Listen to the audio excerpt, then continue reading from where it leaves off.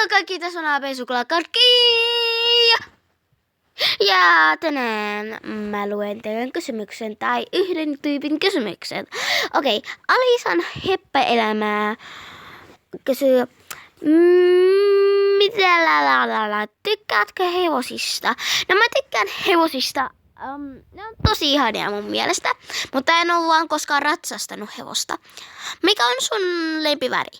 No mun lempiväri on liila, vaan koska se ei ole liian punainen, se ei ole liian sininen, se on niinku niiden sekoitus ja se onkin niiden sekoitus. Sitten toinen kysymys.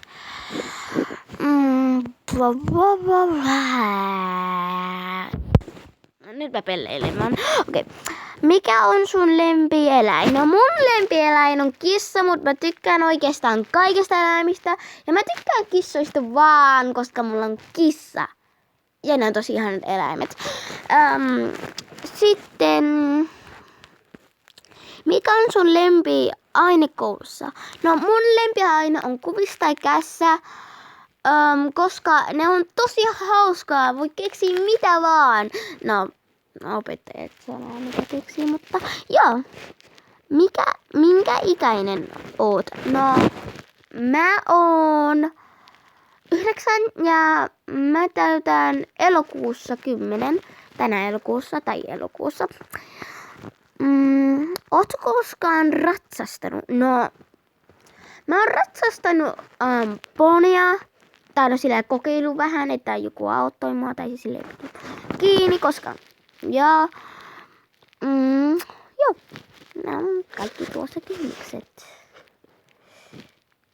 Ja nyt mä katson, mitä voitaisiin tehdä joku tai muuta, koska sitten tästä tulee tosi lyhyt. Okei, mä ajattelin silleen, että mä kysyn teiltä kysymyksiä. Kenen... Okei, nyt. Oletko... AB Suklaakarkin kysymys teille katsojille. Oletko tilannut AB Suklaakarkin videon? Vaan kysyn. Toinen kysymys.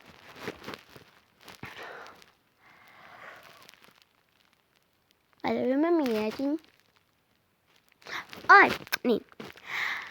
Onko sinulla yhtään pehmoleluja ja minkä värisiä ja minkälaisia? Kolmas kysymys. Ja tää on viimeinen, koska en jaksa keksiä mitään muuta. Onko sinulla yhtään eläimiä ja mikä eläimiä? Ja ne on kaikki kysymykset, mitä mulla on teille. Ja jos me päästään 20 tai edes 21, niin mä teen mun kissasta video. Ja jos me oikeesti päästään tilaa niinku 20 tai 21, kiitos kaikki.